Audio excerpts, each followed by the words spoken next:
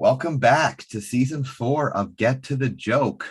My guest today is Jim Bryan, who is a comedian and comedy club owner originally from Las Vegas, now living in Hanover, Pennsylvania. Jim has been doing comedy off and on for over 20 years and has owned his own comedy club, Church of Satire, since 2017. Jim is a married father of 5 and works as a private consultant and instructor when he's not developing the careers of comedians. Jim has 2 comedy specials that you can check out: Where the Hell is Easy Street and Laid Back Maniac, which the latter you can check out on Amazon Prime and YouTube. You can check out all the upcoming shows at his club, Church of Satire, by visiting Church of Satire Comedy Club, and check Jim out on Instagram at Jim Tells Jokes. Welcome to Get to the Joke, Jim. Thanks so much. It's a good bio. No problem, man. Job. I'm happy you're here, dude. I'm happy. I guess the word when I think of everything I've learned about you is admiration. Just because you not only are pursuing your dream and living out life to the fullest, but you're also able to have a family and support them and be there for them, which is it's always that seesaw effect that I struggle with sometimes. Which how many hands to get in the which bucket. But I guess the first thing is you're a multifaceted, multi-dimensional kind of human being. You're a father, you're a husband, you have farm animals, you have your own business. You have 2 of your own businesses, the Church of Satire and your consulting business, and you're a comic. So I guess the first starting out question I have for you, Jim, is on an average day, kind of give me the first hour of your day, like from when you wake up. You could walk me through your first hour. I'd like to know how you spend that. Well, it doesn't vary very much. It's pretty regimented. I would say that I'm going to get up. There's going to be a little bit of pain. If there's anybody that's like a little older, you can kind of appreciate that, I guess, right? Like there's no like springing out of bed anymore. It's kind of like, I gotta like roll over a little bit. There's a process there, where, there's like this realization, like there's another day down the tubes, like that. So, but from there, it's pretty simple, man. Like, I'll get my socks on. I'll go downstairs. I'll put my boots on. First thing we'll do is I'll feed the cats. We got 6 cats, so I got to feed them because they're meowing and shit, and they're really loud. It sounds like an alley. I'll feed the cats. After I feed the cats, then it's time to feed the dogs. Maybe there's something in the laundry room, whatever, something in the dryer. If it's in there, some kid left it in there, that'll have to come out.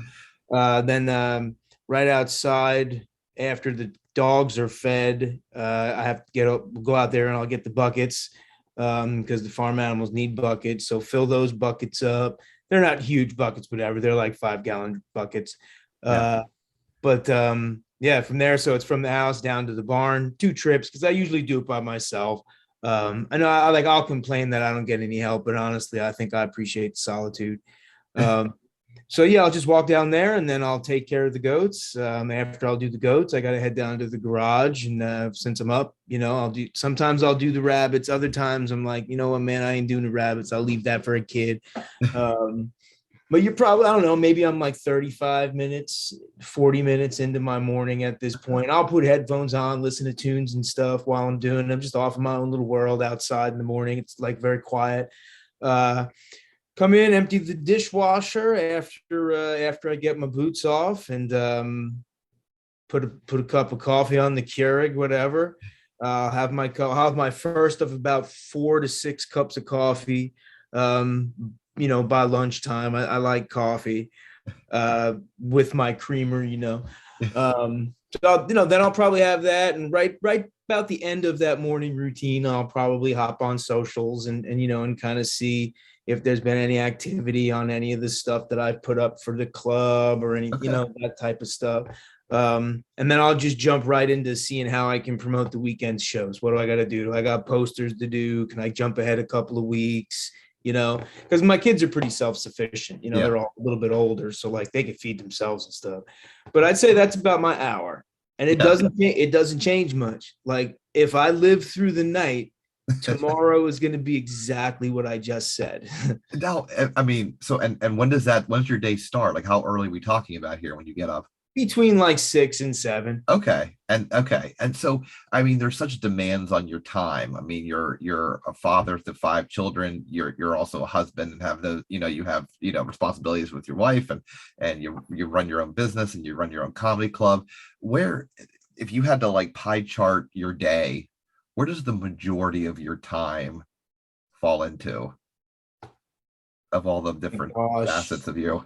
I'm probably home the vast majority of my time, which would mean that um, I'm doing some form of parenting. Okay. Be like the bulk of my time, I guess. If I were to think about it like that, I probably spend most of my time. Now on the weekends, I'm coming up here, Yeah.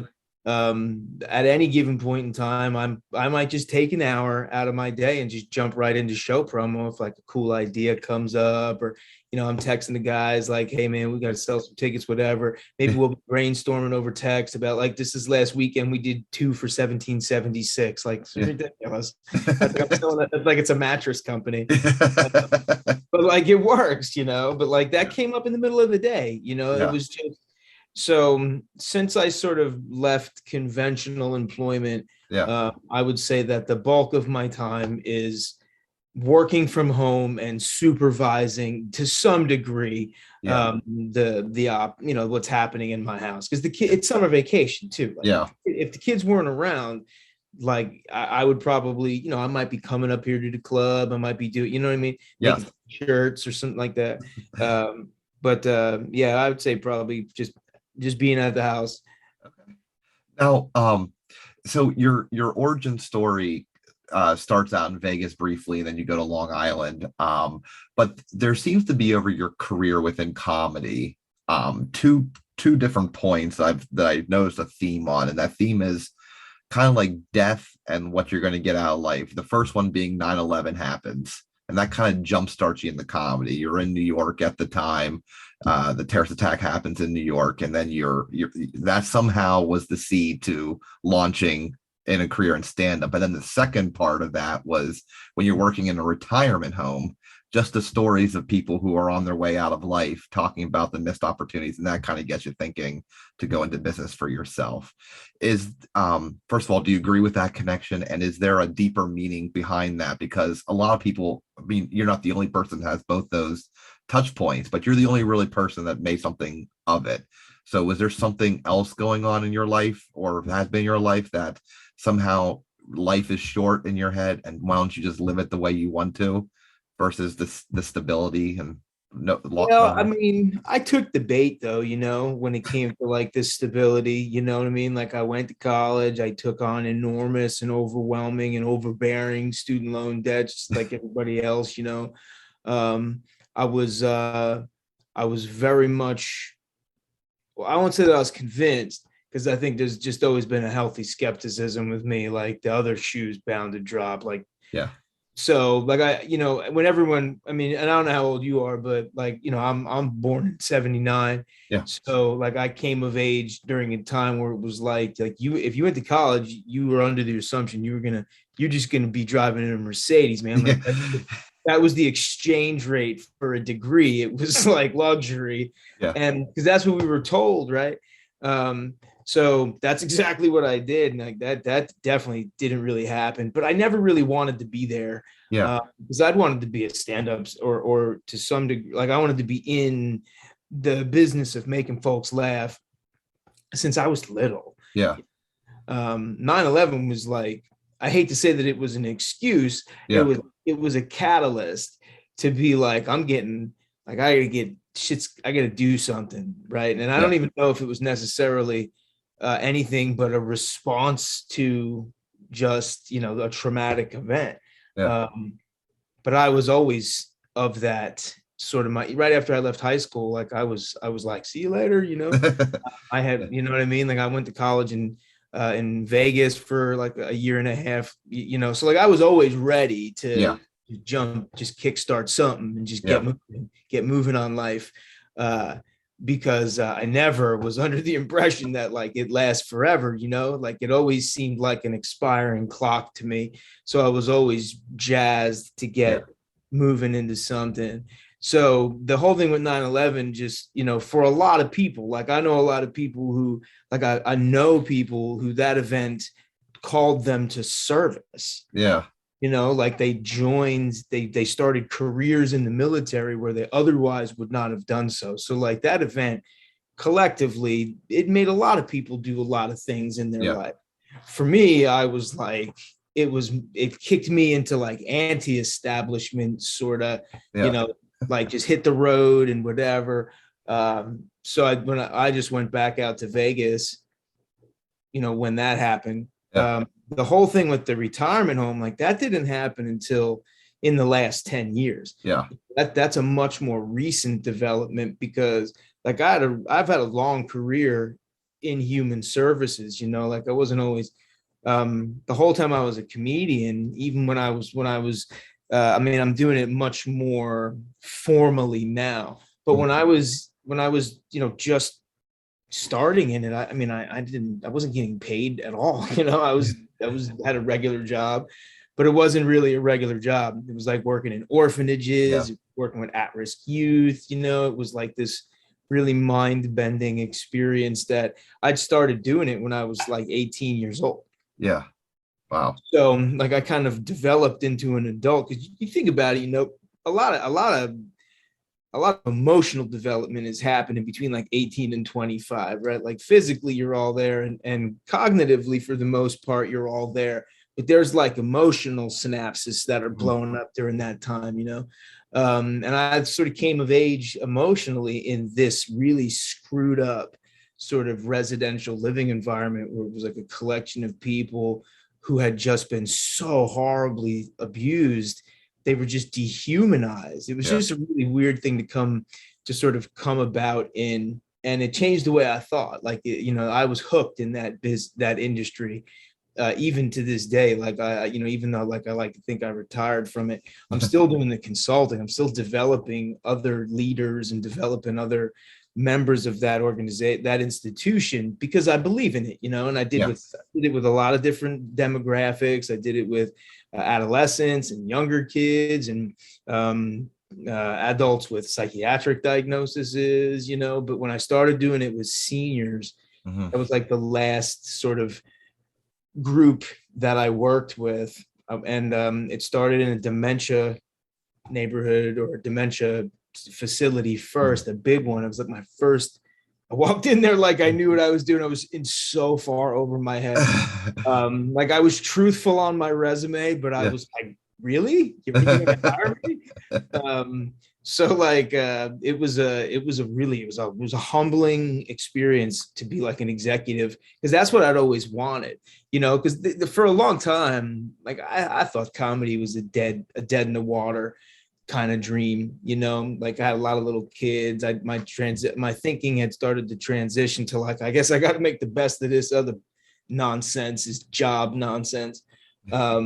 So you know, I wanted to be the executive director. Like that was my goal. It's the Yeah. boss of the whole place. Like if you're not shooting for that job, what are you even doing? Yeah. You know, like life is a total waste if you're not trying to take your boss's job. You know, it was like the one way that I could make that grind livable Hmm. was just keep getting promotions. And I did, you know, because I was good in that industry. Like I was good in that industry. But that job with seniors, when I took over my full, like I took on a whole campus, it was like 240 beds, it was Wow. multiple buildings, it was this like enormous, beautiful campus, Yeah. great, with a great company, huge staff. Like it was it. Like I was like, all right, well, like this is the job that I kind of wanted to get since I Yeah. started this business. Like here I am, you know. But then I was like, I really didn't like it. Like it kind of actually sucked. Like it just wasn't for me, Hmm. right? And not that I wasn't good at it, not that I didn't work with great people. Like I worked with amazing people. I learned so much, just about everything. But I just didn't want to do it anymore. I was like, this job sucks, dude. Like this is not what I want to do. Like I hated firing people was horrendous, Yeah. you know. And then like, so I kind of checked out and I just like walked around the place, like talking to old people, being like, what's your deal, man? Like, what do you think about when you wake up? Like, you're so old. Like, what's that even like? Like, I used to just ask them and talk with them. Yeah. And they started being like, they was like, man, you know, like I've wasted a lot of time at work, you know, and I was like, this is heavy. I just got to talk to my wife about it. I was like, yo, man, I can't sleep at night, these people. So I was like, I knew exactly what I wanted to do. I was like, I still have something to offer this industry. You know, I'd written a book and Yeah. I got a little traction, not a lot, whatever, but like I got some conference speeches and stuff. So like that was enough for my wife to be like, all right, cool, man, let's pull the cord and see what we can do. Okay. And I just like, it completely flipped our life upside down Yeah. because we'd had, you know, I carried the insurance, you know, like it was it was crazy. It was a wild experience. It still is. It's Yeah. totally like, it's like a carriage careening down the other side of the mountain, you know, at all times. But at that time, it was like, what are we going to do? Whatever. But she was behind me. And it was that experience with seniors that like just totally really just changed me again. I've changed a few times, I guess. Yeah. Well, thank you for sharing that. That's awesome. Now, I mean, like you're somebody who's obviously a very successful entrepreneur in many ways. Even when you did comedy, start out doing comedy, you're still in the business of yourself. Are either your folks entrepreneurs? Like, where's your role model come from? Like my father owns his own business. Okay. He's a contractor. He's a framer. He builds houses. You Yeah. know. But and he's always like strived for excellence at it too, right? Like same thing, like if you're gonna do it, try and be the best at it. What's the point? Master it, you know. Yeah. But and my mother is in the healthcare industry, so Okay. you know those two forces. I guess I've sort of tried to blend them, you know. Yeah. Yeah. That's interesting. Now, when you so wait, your father's a contractor and he's in the business for himself. Your mother's in healthcare. Have they both been like, I guess your dad, especially since he owns his own business, has he been a support system for you as you've gone into creating your own business? Mean, it's such the entertainment industry is such a different business, you know. So like not really. I haven't, Okay. you know, and that's not because I haven't asked. It's Yeah. just because like I'm just like, I don't know, I like inventing shit as I go. You Yeah. know, there's I did some basic research on like what other comedy clubs websites looked like when I first bought it. But other than that, you know, doing comedy and being in and around comedy clubs, Yeah. you know, I just sort of fashioned it around how I would want to what's the best possible experience for me as a comedian coming here, apart from the fact that it's a very small place.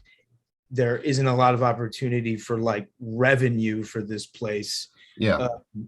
So limited in what, like, you know, what I can pay Exactly. medians, right?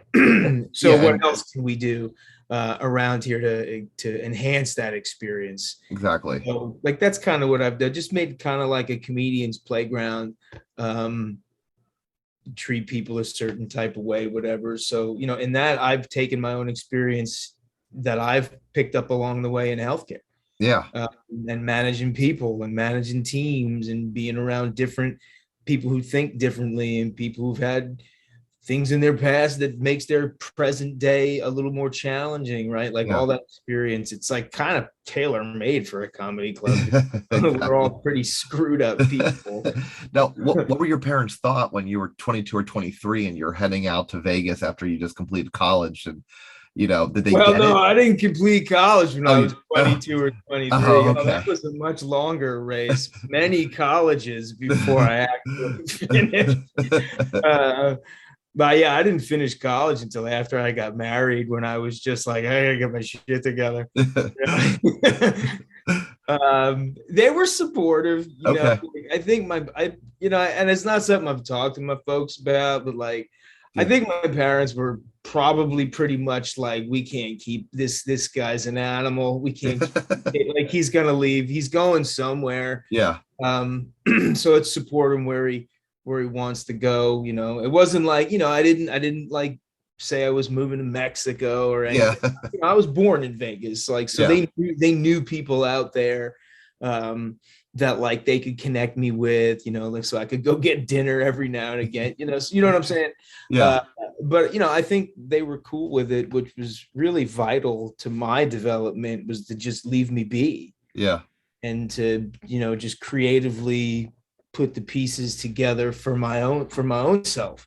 Yeah. And you know, they were cool like that. They just sort of like, all right, do your thing. Now, how was the Vegas scene for a newcomer comic? Because Vegas always, is renowned for like, the MGM and Caesars and all these places for like huge headliners. But as far as like getting your start, I mean, I think Stanhope may have done it out in Vegas. I'm not 100% sure about that, but how was it just getting your feet wet with the open mics and the bar show? Like, was there a scene there, or did you have to create one It there as was well? like, I feel like when I got there, it was in I got there in 2002. So I was there from '02. I was there from like 98 to 99 and a half, maybe, you know, 2000. And then I was back there again from '02 to '07, or '08, one of those two. Yeah. So like, I feel like when I was out there, the scene was, it was like a bubbling local scene. Like it hadn't, you know, but it could have been there a few years earlier, you know, or whatever. But like the scene that's happening now, from what I've been able to surmise, staying connected, is that it has its roots in some of the stuff that happened in that 2000 to 2007 sort of time frame. So Yeah. I feel like I was there at a cool time, maybe not like, maybe not the best time to be kind of, you know, cutting your teeth, because like, while I started in New York and I did a bunch of shows like Bringers in New York City, Yeah. like I still, like, I wasn't shit, like it wasn't, I still was terrible. So I was out there cutting my teeth with people who were funnier than me, right? I Yeah. was a new person, like I was coming from Long Island, which is like really, really culturally specific humor in Long Island, right? So like, it was tough. Like it was tough to go out there and kind of, you know, blend in, because I've never really been the greatest at making friends anyway. So like, you know what I'm saying? So like, Yeah. it was an environment where I think it made me a better comic. It made me much more comfortable dealing with drunks Yeah. and distractions, because I can remember doing shows where they were like video poker machines, and people would literally be like, "Would you shut up?" Like they would be yelling at me to be quiet, all of us, you know, because we were an inconvenience, Yeah. like them losing their mortgage. Yeah. Um, so so in that regard, like it was a minefield, and it was fun while it lasted, you know. Yeah. Uh, but you know, it for me, the time it ended in Yeah. '07 when, you know, me and my wife elected to move here to Pennsylvania. Yeah. Hi. I'm assuming if you're still watching at this point that you're enjoying the episode. If you like this episode and you want to see more, please do me a small favor and subscribe to my YouTube channel. That is awesome. I love seeing subscribers go up. That means people are enjoying what I'm doing, which makes me feel good. So please do that if you're really liking this. And if you want to, check out my website, markstod.com. Please feel free to contact me on the website. I respond to every email. Every email I respond to. Leave a comment. And the thing too, I get back to most of those as well. And that's it for me. Enjoy the rest of the episode. Yeah. Now back in Vegas, it from what I've done with my research, sounds like you really hit the ground running. It wasn't like you dabbled in comedy. It was like that was your life, and you were making something of yourself out in Vegas. And where did your wife and you meet? Did she see you on a big show or? Nah, man. She is the niece Okay. of some of them people that my parents knew out in Oh, Vegas okay. back from when I was born here. So like, I didn't know who she was. Okay. She came out to visit Yeah. her cousins and shit. And because I knew them folks, they were like, "Oh, Mhm. you coming out tonight?" Because I knew her cousin and her brother for like Yeah. years, I guess, before I even knew her.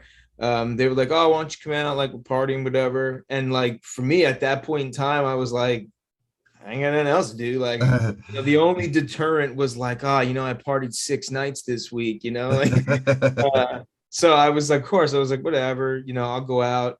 And then that's when I met her, Okay. while she was out visiting, whatever. So, Okay. I mean, I was doing as many mics as I could get on Yeah. when I was in Vegas. And I would say that I probably did that most of the time I was there. Yeah. I got I got a couple of paid shows, nothing big. But like anybody that's done comedy, like when you start, you get a couple paid shows and then you get a couple more paid shows. And like Yeah. those are the building blocks to something larger. It's just how it Yeah. has to happen. So could it have developed into something for me in Vegas? Potentially. But I know I wouldn't be the performer that I am currently, which I mean, I think I don't get out as much as I would like Yeah. to. But like, I'm satisfied. I want to get better. I always want to get better, obviously. But like, I'm glad with where I'm at. I wouldn't be this performer if I stayed there anyway. Yeah. Now, I'm not telling jokes about a threatening pony. I'm still living in Vegas. It's just so you just, it is what it is, man. Life develops. You just ride it. Was it an easy decision to leave Vegas, or was that a real big struggle to head from Vegas to Hanover? Nah, man, I was cool with it. Situation, like, we lived in Vegas is, it's 2 million people, whatever, probably even more now. I don't even know, whatever. There's a lot of people there, Yeah. and it was only a matter of time before like our house almost got broken into. And it just so happened that like we had babies in the house, and I had stuff happen at work where like my safety was compromised, on a 24-hour basis for a little while. So I was like, let's just get out of here. Like this, like, not like now there's a baby in the house. Like, how much fun is this town now? Like, now I can go outside and look at the strip and be like, so it's like, maybe it's just time to go. Yeah. And, the choices are, we have, let's move closer to family. There's Long Island, which, like, I did it already, like, I don't want to go back there, dude. Like, it's expensive. It's expensive anyway. Yeah. And I'm just like, in my head, I'm like, man, it's time to do new stuff, man. Let's just go someplace new. Yeah. I'd come to visit here a couple of times with her. And like, it was all right. I was like, whatever, cool, I guess. So that we just picked here because it was like, when I talk about like affordability compared to Long Island, it's like, kidding me? Like, not even, it's incomparable. So we chose here. Okay. And and good for it, right? Like, I did, like, this place, I couldn't imagine living anywhere else. Nice. So, Nice. Now I have to ask, what was your job that your safety was being compromised almost every hour of the day? There was a situation where like I worked in a therapeutic group home environment. Okay. Where ultimately it was housing for like young criminal males who had like a psychiatric diagnosis, where because they were minors still, they could go and live in this transitional living environment that had like, it had therapy programs happening. They could stay out of juvenile detention center. Oh boy. They're still criminals. They're just, and I wouldn't even say smaller, like, I'm not a large person at all. I am, I mean, I guess I'm an average sized person, but there's a lot of, I don't think that that's accurate, actually. I think that the average people are even bigger than I am. But I think if you Google it or whatever, like, I'm right around average sized person. There was many adolescents that were like significantly larger than but anyway, there was one particularly violent individual who there were threats, and it was like, all I'm trying to do is hold people to the rules. It's like, nobody wants that, particularly adolescents. I mean, it's tough situation to be in. And I mean, if you if you just sort of swallow your pride a little bit and Yeah. employ a little bit of empathy, Yeah. you think about like what's it been like for this person to get to this point, and you see like so many deficiencies Yeah. in terms of like being nurtured, Yeah. that like violence is an obvious sort of byproduct of those things being absent and those deficiencies. So like it is what it is. Like I was never really like I never like wanted anything bad to happen to the Yeah. dude, except for him to like be put away, for me not. But You ever anyway, Google his name to see uh, if there's any like police yeah, reports? like when you're being told like, hey, you might wanna look over your shoulder and just be prepared. Um, that's one of those things where it's like, man, I make like $11 an hour. Like this is 2005 and six, or Yeah. 2006, 2007. And I'm just like looking at my wife like, what, like, why is this even, like And now you got I'm a baby, you got a baby too you worry about. yeah, Was like was this I'm was the taking person that you're worried about the guy that broke into your house? no, Oh, okay. no, separate issue. Uh, but and that was just, that really that was the real catalyst, that Yeah. situation. My wife was like bugging out, like she had the newborn in her arm, and Yeah. somebody was like, she was holding the doorknob and locking the door while somebody was shaking at the door. Holy smokes. Yeah, it was like she called me at work, and I was like, we got to get out of here. Like you're telling me this story, and I'm like looking over my shoulder every 10 seconds to make sure I'm not going to get hit with a motorcycle chain. So I was just like, we got to get out of here. We got to come up with a plan. And that's exactly what we did. We moved into a house that we bought sight unseen. We sent Yeah. our parents on a recon mission. We were like, find anything. Yeah. Here's the price range. And whatever, like our folks helped us out a little bit to get started. And we just jumped. We left Vegas before we even sold the house we were living in. Wow. We ended up renting it for a Yeah. couple of years before we eventually sold it. But then you moved to essentially what central Pennsylvania, which is pretty much devoid of anything comedy. Was that a factor? I know the factor was like, hey, close, it's cheaper, cost of living is cheaper in Pennsylvania. We're close to my in-laws and they can help with the kids and that kind of thing. But the fact that there was almost no comedy whatsoever when you got off the airplane, did that ever factor into the decision to move here?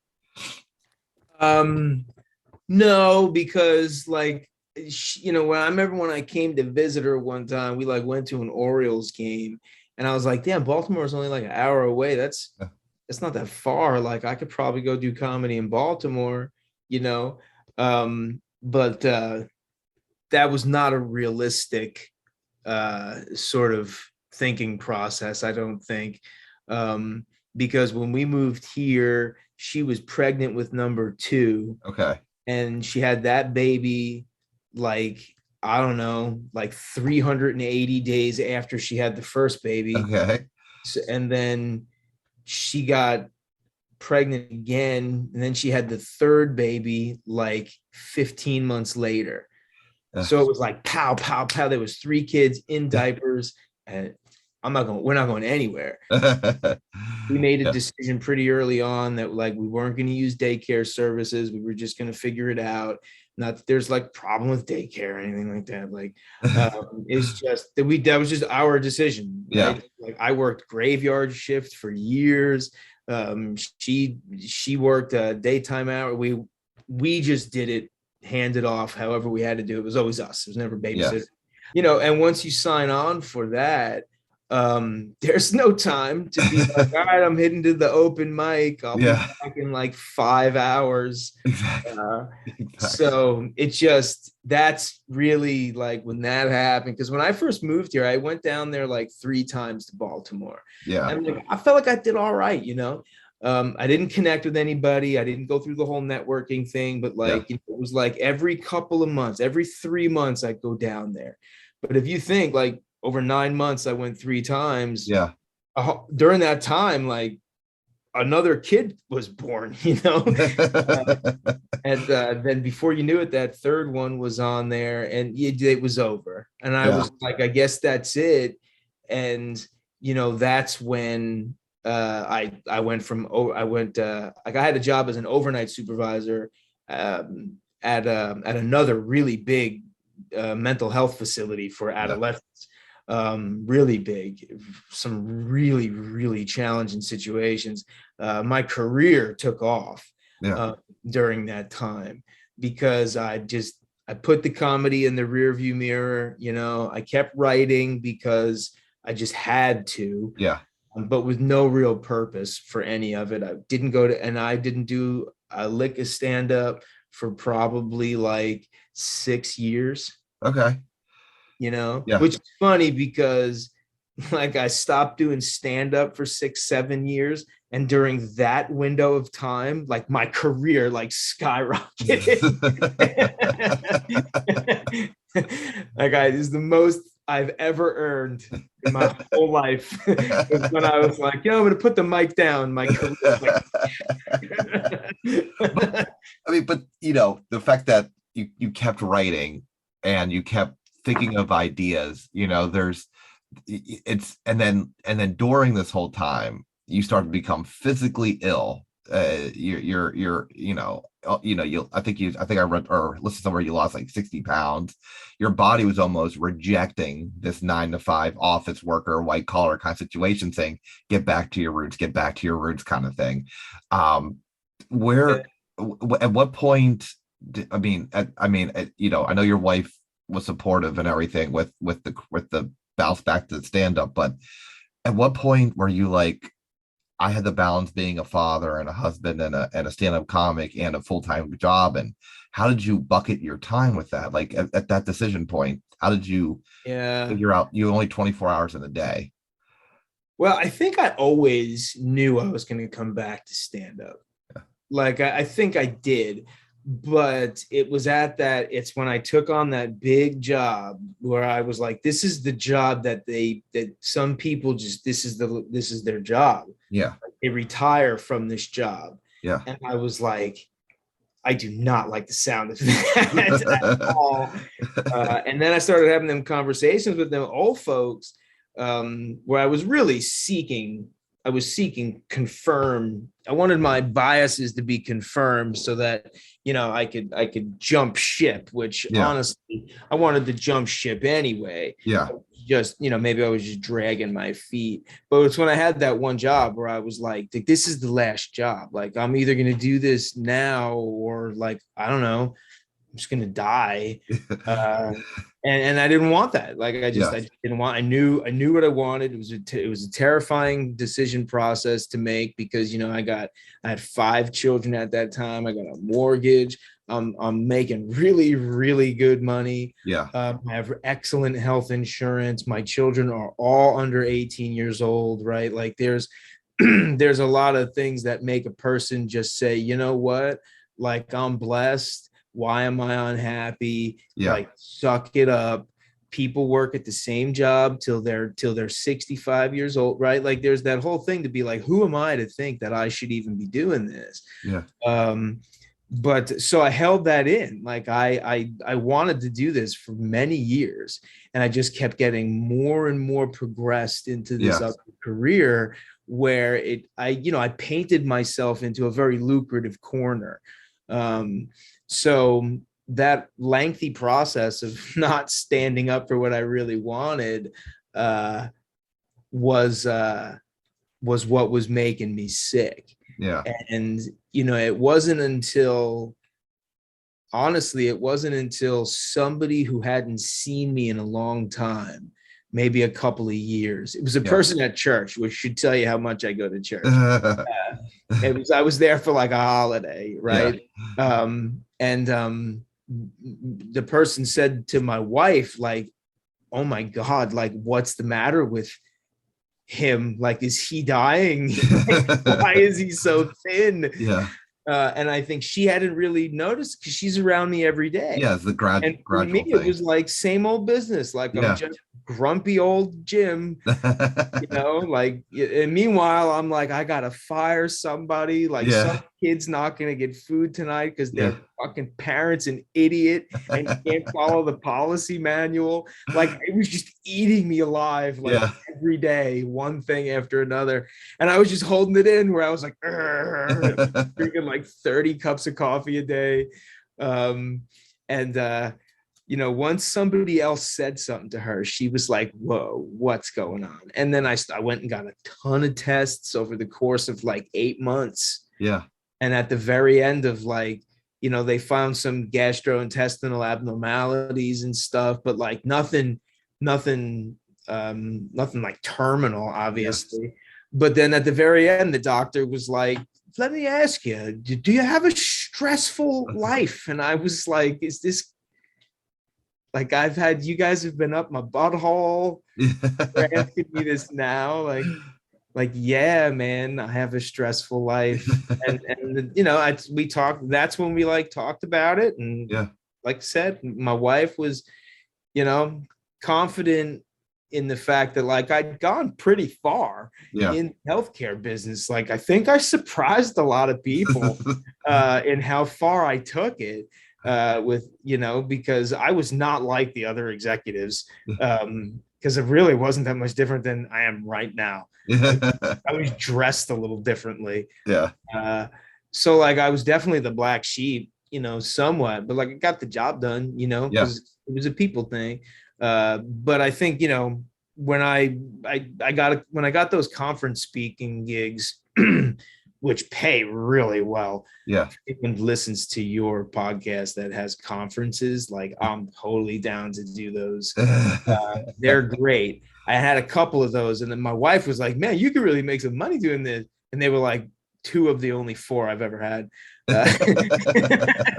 Uh, but I went right into the consulting. That was the first thing I did. You know, the comedy at that point, like I was just getting back into it. Yeah. So like I really hit the ground running when I started doing it again here in PA in Yeah. like 2014, 2015. Like I hit it sprinting. I was like, I'm doing this. That was Yeah. before I even left the job. I was like, I got to get back to doing stand up. I got to start doing things I want to do with my life. I'm talking to the old folks, you know. Yeah. Uh, so like when I went into consulting, like I was still doing comedy as a fun thing. But I just, this time around, the kid was older. I was making connections down in Yeah. Baltimore, and I started getting paid work. Yeah. And you know, everything sort of, Snowballs.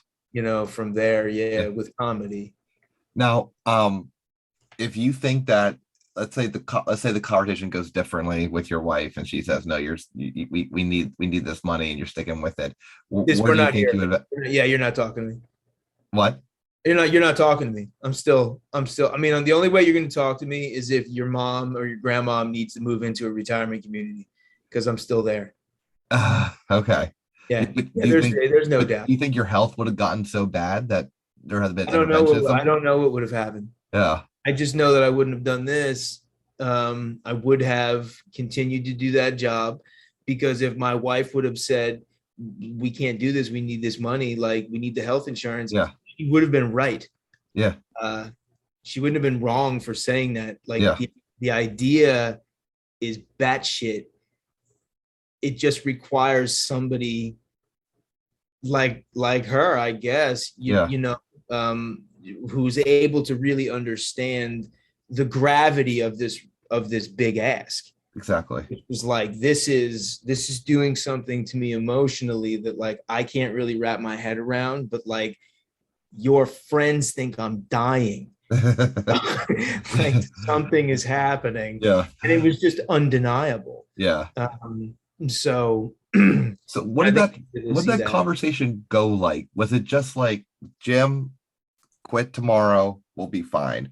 Or was there like, hey, we need to make sure we save X amount of money first. I need you to make sure you're taking care of the kids, 60% of the time now, or whatever. Or like, what was what kind of walk me through high level kind of the conversation that was the transition between this white collar job and then the comedian job?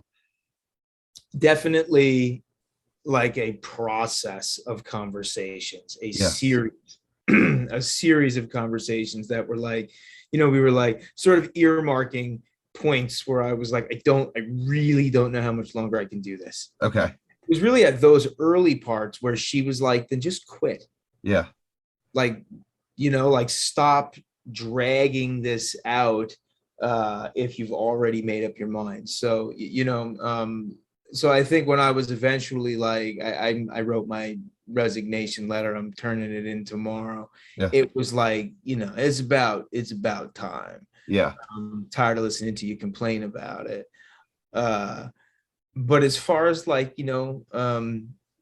watching the kids and Yeah. working it out, that didn't really, like, not really, because I think we've always, like, looking after the kids is just one of those like concrete foundational responsibilities that both of us have accepted. Yeah. So like we'll figure that part out. In addition to all of those existing responsibilities, how are you going to, get back to Yeah. like working? You just can't loaf around. Yeah. You're not just Exactly. gonna go do open mics and post shit on Facebook. Like that can't be your job now. Yeah. So How stable were your finances when you decided to quit, or like were they they in weren't. flux? Yeah, they weren't. I mean, they weren't stable. Okay. That was something we talked about, where it was like, you know what, like not for nothing, but I can't believe that we're broke most of the time when I'm making as much money as I'm making. And like Yeah. my wife works too, don't get me wrong, and not Yeah. only does my wife work, my wife is a master's level clinician, Yeah. but not, neither of us have gone into the types of fields where we could both make a ton of money working 40-hour 60-hour work weeks, Yeah. because that takes us out of play as parents. Yeah. So we've modified everything, right? So like my wife's a highly skilled, pretty fairly decorated therapist in her little chosen field, but she's not doing it full time. Yeah. You know, uh, that was always because honestly, like she's better parent, so like she should be spending more time with him anyway. So like I went and I got the full time job. Yeah. Right. But like when she was at work, those were days where my job would have to be flexible. Like Yeah. if I had to work, I wasn't working. Okay. It got easier when I was the executive. I would just be like, I'm off today Okay.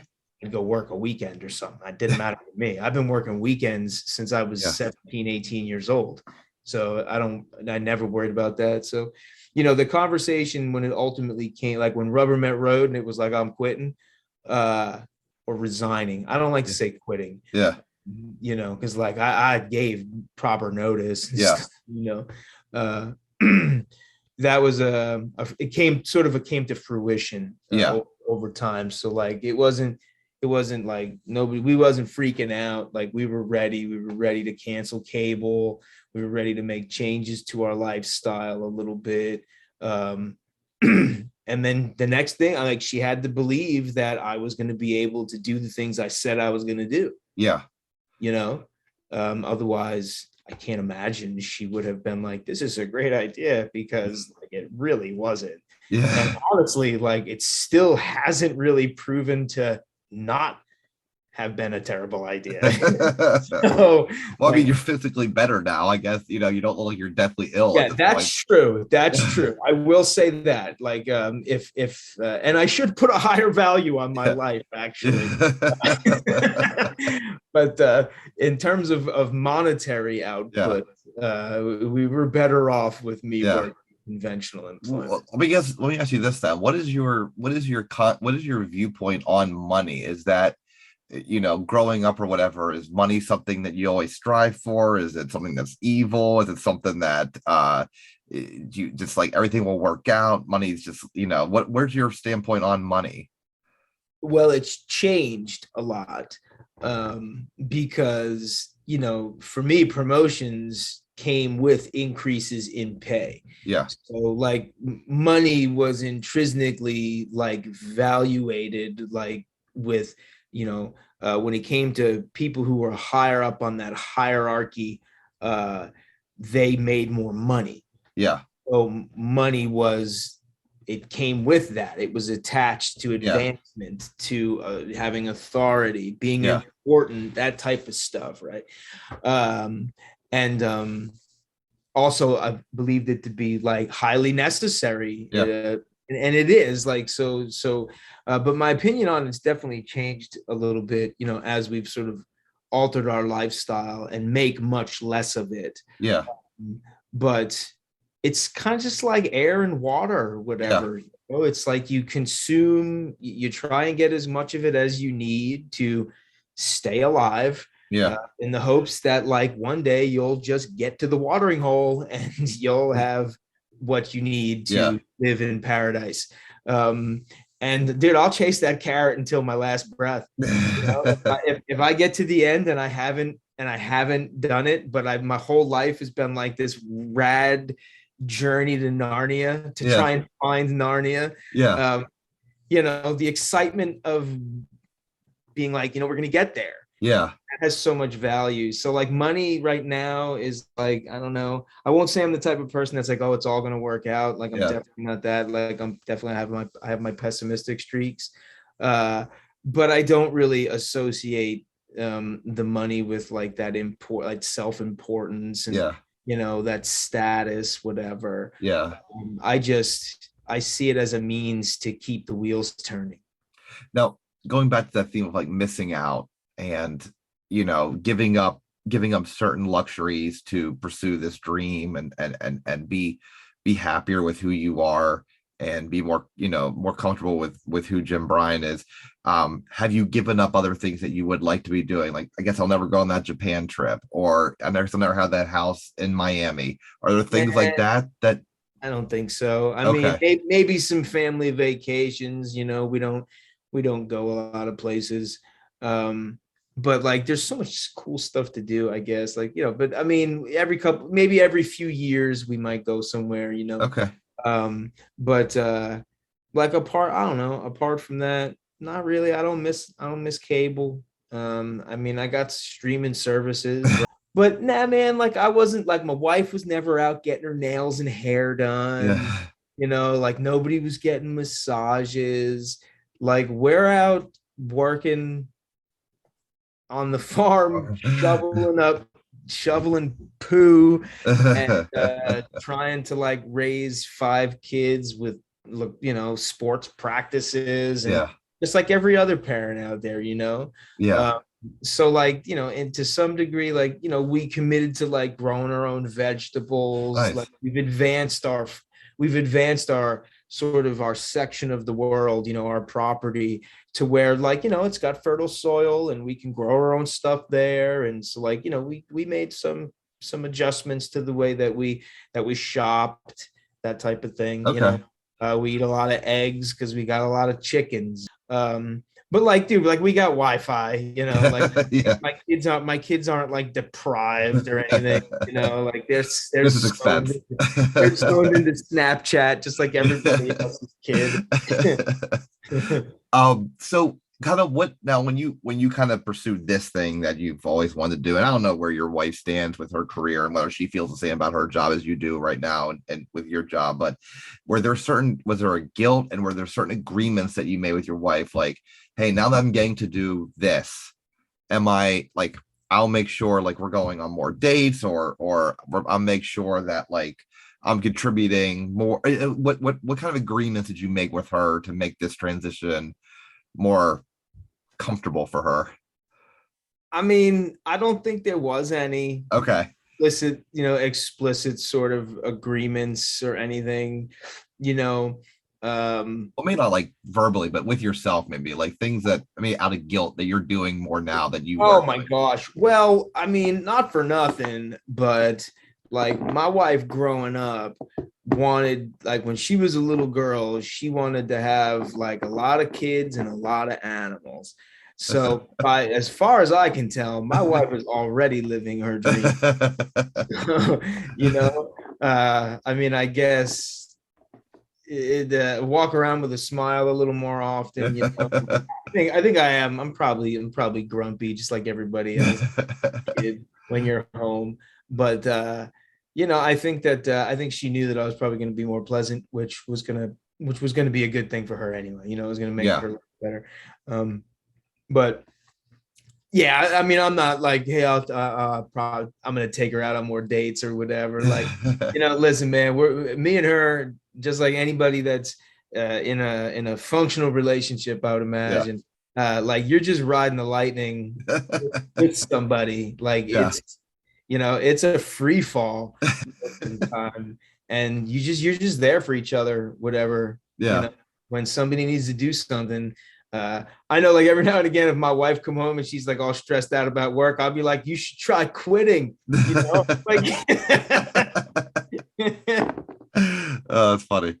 Now, okay, so the origin story of this club is it's a very nice story. It's where you started the open mic scene in Hanover at this little bistro, and then the doors shut down, you know, and you kind of had this kind of roaming comedy club like most comics do that try to get as much daytime as they can. Um, and then you just kind of saw that bistro was kind of there, and there was a sentimental lingering that happened, and so you're like, I'm gonna buy this place now. From There has to be more to that. I know you said it's like a quick turnaround. You called the owner on day one. On day seven, they were handing you the keys to the place. Did you do any type of market research to be like, well, why did this business fail? And what can, like, is there a lot of foot traffic? Are people aware that there's a place there? Like, you do any research before? None at all. I did zero research. I did zero research. I went 100% on my gut, uh, Okay. which, you know, we'll see. You know, like it's been a rough 8 months, to be honest with you. Uh, but this is a cool town. Yeah. A lot of cool things happening. Yeah. I noticed it when it was the bistro before. And to be clear, like I didn't start the scene here. Yeah. Like this place had been doing shows for, it wasn't long though. Like I Yeah. got wind of it like within 6 months of it starting, I think. Yeah. Um, so like I was here, but another couple dudes from Maryland, like, you know, they were running it. They started a comedy night in addition to like a bunch of other things. Like there was a Yeah. comedy night too. Yeah. Uh, I didn't like start running the shows until there had been like some turnover or something at this place. I can't remember the Yeah. circumstances honestly, but I was like, dude, I'll take it over, whatever. Like I just don't want it to stop. Yeah. So you know, I took it over. I don't know, maybe I don't even remember the year, to be honest. Okay. It's all been a blur. Uh, And- but I knew from the beginning, man, like this corner of Hanover that we're located, you have to come to like experience it. It's just this weird little corner of York Street and Broadway where like if you let yourself sort of drift, it yeah. feels like you're in a city for a minute, you Okay. know. And Yeah. now, you know, I'm not talking like in Manhattan or anything Yeah. like that, right? Like Yeah.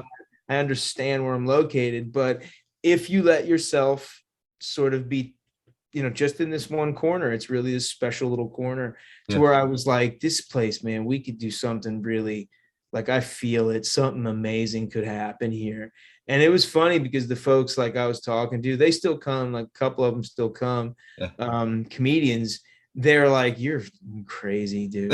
Like this is Hanover, man. Like what are, this guy's nuts. But so your wife, you know, you quit this high, you resign from this high paying job, and now you're like, I'm going to invest in this comedy club. Does your wife go, okay, with what money? Like where did the seed money come from? Oh, I pissed my retirement away. Oh, okay. Yeah. Oh So your yeah. Oh, retirement is tied up in this comedy club right oh now. my God. Yeah. All of it. Every penny. Okay. Um, I Is that how that works? Is that how the bank works? They take what you like, what liquid assets you have as like a collateral?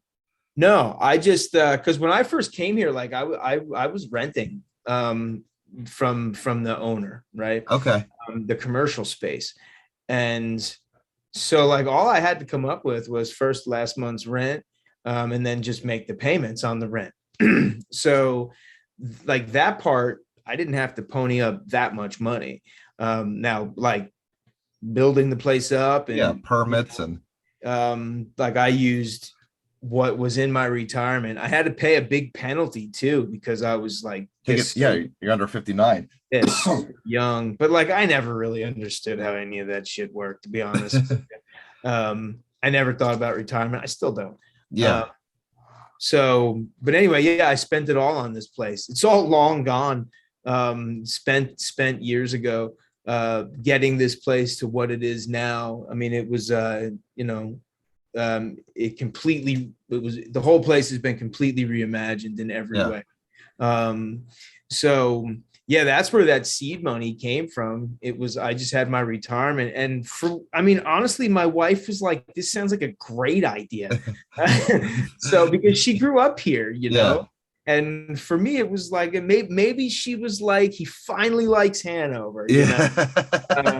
because when I first moved here, like it was rough for me. Like that, it was a rough transition when I first moved here in 07. But like now I live in a different town. Like Yeah. I'm like 15 minutes away from the club. That's where I live, like way out in the country, whatever. Yeah.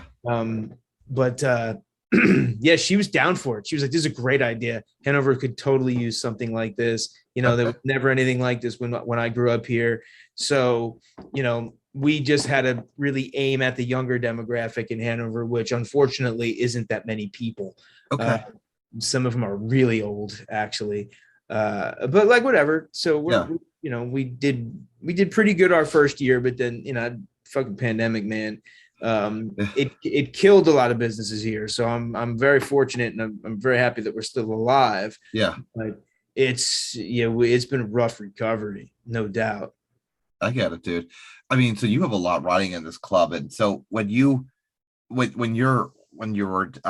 getting the idea to do a comedy, I guess what made you have the idea to have a brick and mortar comedy club versus just keep kind of doing, as you described, this punk rock comedy that you were doing with, like, we're just gonna set up shop and we're gonna just do it here and do it there and get the hell out of Dodge, and then do, like, what was the like click in, like, nah, man, we're gonna do a brick and mortar comedy club and it's gonna be. Well, I think I drove by this place and just sort of saw it sitting there like it was closed. Okay. And I don't know, I was just drawn to it. I know I'd always had that feeling, being out there on Broadway in York Street. So I think I just saw it and was like, you know what? Like, I don't know, roll the dice, man. Like I did it when I left my job. I've been sliding chips. I've been sliding all in, like left and right, man, like all the time. Yeah. And this just felt like the next thing to do, man. Like I didn't want to be driving all over creation, doing shows at wineries forever. And I did want to keep doing this. I was having a good time producing shows, and I was getting a lot of work as a comic. Yeah. Like it all seemed, now don't get me wrong, like opening the club, like it's been like really hard at times. I'm not trying to say that like this is easy. And I'm also not trying to say that producing the roaming shows is easy. One of the reasons that I left it and decided to do, one of the reasons was that like I got tired of working with other venues. Yeah. I got tired of like haggling and having venues that really weren't like on board with a lot of what I was trying to do. And, there was, the musicians deal with this a lot too, where it's like, you're just the talent, man. Like, you're not like, you're just there to be the filler for the chicken fingers and the whipped sours. Yeah. So there were some venues where I was, maybe I was a little elitist about it, where I was like, these people should understand that this is an art form or whatever, jack off sort of, and people like us say.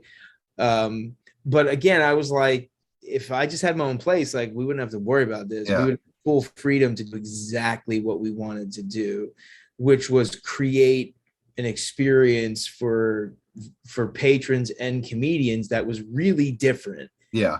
What they may be accustomed to, like a place where every moving part has a genuine appreciation for the craft of stand-up comedy. Yeah.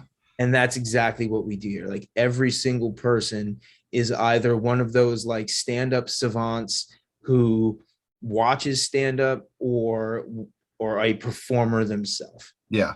Even the people on the sound controls or one or the other, the person Yeah. at the desk, like everybody involved has some like very close connection to stand up Nice.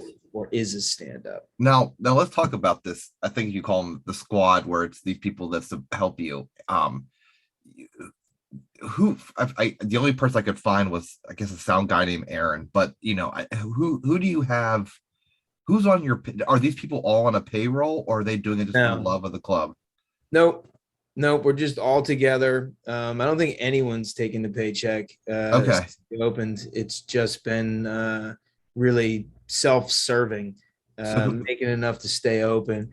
yeah, And then, I'll buy everybody dinner every weekend. yeah, We'll sit back here at the table in the conference room. We'll just sort of, everybody eats and there's like a feast yeah. every weekend. We had them. I had me and Tara had them all over to our place for a cookout for 4th of July. We do a picnic on 4th of July for the club.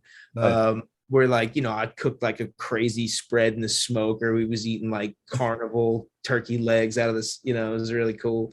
But that's what it is, right? It's Yeah, just this group of people who like they all got day jobs, yeah. and they're just coming here on the weekends as if we're a softball team, putting on comedy shows, man, and Yeah, with hopes where everybody is a true believer that like this brand is it's gonna work. yeah, It's gonna catch its wave and it's gonna work. yeah, And they believe in it like I believe in it, which truthfully to me it gives it all more power and force to make it happen. yeah, I'm yeah. not really sure. It's not. I don't think it's something that you can like really expect to do alone or even want to do alone. Exactly. Now, talk to me about that. Do you have a business plan? I mean, because it seems like, from what I understand and I looked into, it's like, all right, you had the space that meant something to you, and you're like, okay, I definitely want pews because we're going to do a church. And then some guy was like, I'll design your set, and all kinds of pieces just kind of fall in line. But was there a plan to be like, we got to charge this amount of money per ticket because we have this much, expenses and utilities, and this much overhead. We need to put some money back in my retirement or something like that. Like, do you have a working plan, or is it all just kind of winged? Yeah, it's mostly winged. Okay. Like I know how many seats we need to average Yeah. in order to cover our costs. Yeah. And when I say costs, I mean like all expenses. Okay. Like so like I know the magic number. I did the work the one time that was necessary to come up with the magic number at the Yeah. price point that we feel Hanover is going to continue to pay. Yeah.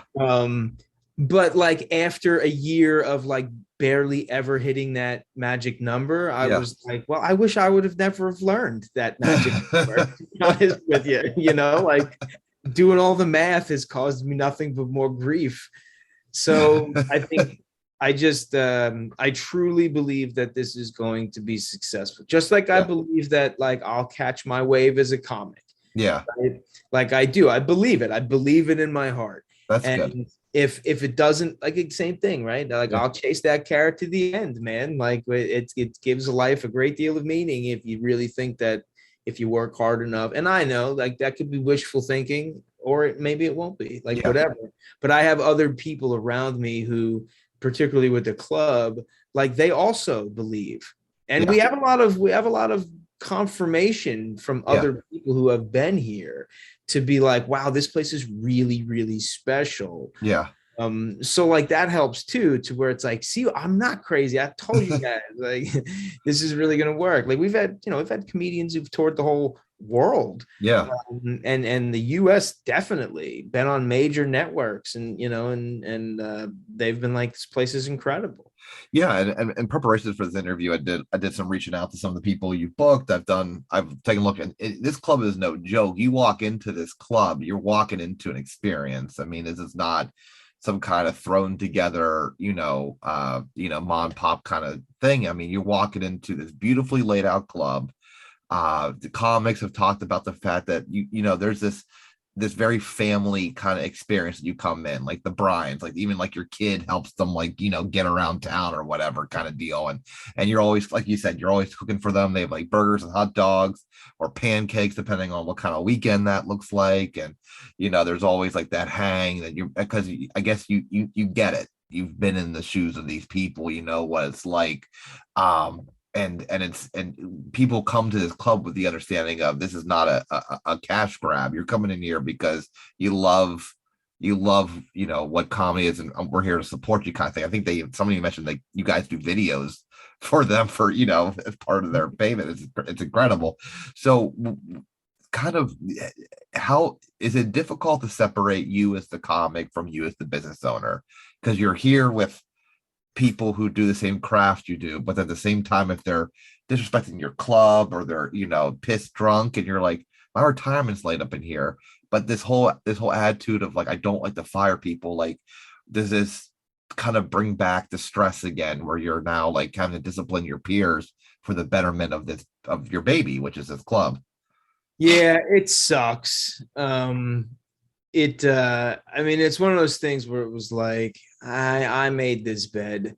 You know, I chose to do this, but it is a difficult sort of separation of things. Now, me as the comic, like, I'm professional. Yeah, You know, I'm not getting hammered at shows. yeah, Uh, so like, I have the same expectations of folks. I think I make it pretty clear from the initial reaching out, you know, in the show, that like things are very organized, they're very regimented. yeah, I should be making it in that initial communication that like, I take this really seriously. We all do. yeah. Um, so like, hopefully, you know, you sort of like model appropriate behavior, and then people, it doesn't always work that way, but you Yeah, know what? Like, that's just humanity in general. Like, you're yeah, gonna run into rogue sort of players here in this game. And sometimes you do, but for the most part, I haven't had too much trouble with peers. yeah, Um, but you know, my relationship with the club as a comedian is much different yeah, than comedians who come to perform here, yeah, people who maybe you've talked to. I very much doubt that I would give the same glowing sort of recollection of performing here, because like, for me, I see it as this very difficult albatross to manage and make money. And yeah, as a business owner, like, I want it to be successful, not just for me, but for all the people here with me. Like, I want yeah, them to be able to quit their jobs somehow, and, you know, or whatever, right? Like, I want to, or even get to a point where maybe I can help support them in their next step yeah, in their careers, whatever. Um, so like, I see it as this thing, right? Like, yeah. I often tell people that like, everybody here has a great time except me. Which is like, it's a small sacrifice, Yeah, because I'm glad that everyone has such a special experience here. You yeah, know, um, I just keep believing that we're gonna get there. Like, it's gonna yeah, catch its groove. yeah, We're gonna be full more often than not, and there'll be some dispensable income here to pay folks a little bit more, to pay myself, solidify home a little bit. You know, I just have to believe. You just have to believe that's going to happen. Uh, on a sellout weekend, what percentage of the money that comes in do you take personally as income for yourself? it would depend how far behind I was Okay, at that point in time. You know, like, it's possible that we could be so stretched thin that a sold out weekend, I might not see a buck. okay, No, yeah, but like, on weekends where I close, yeah, and I'm down to only doing it once a year, yeah, I think, which is fine, whatever. I don't know. I feel like it's hack if I did a bunch of weekends. Um, but if I give myself enough time to promo, like, I'll fill the place out, you know, yeah, kind of a local boy situation. yeah, So I'll fill it out, and then I don't have to pay a headline or anything. I'm the yeah, head. So you know, those are weekends where like, we'll take some money home, okay, eat really good. I'll be able to pay the other comedians on the show a yeah, lot better than I would be able to pay them normally, because yeah, I'll be paying them. If I paid them the same, that just feels like a dick move. Yeah. So I'll give them a little bit more, um, so those situations do come up. But again, if I'm behind, if we've been struggling, Yeah. then it all goes back to the club, man. What what about money? What percentage of money would you put back into the club? Like if the sound equipment breaks or like just the food and stuff like that. How much percentage do you take from a weekend to put back into upkeep and fresh paint and that kind of stuff? Well, I think I did a lot of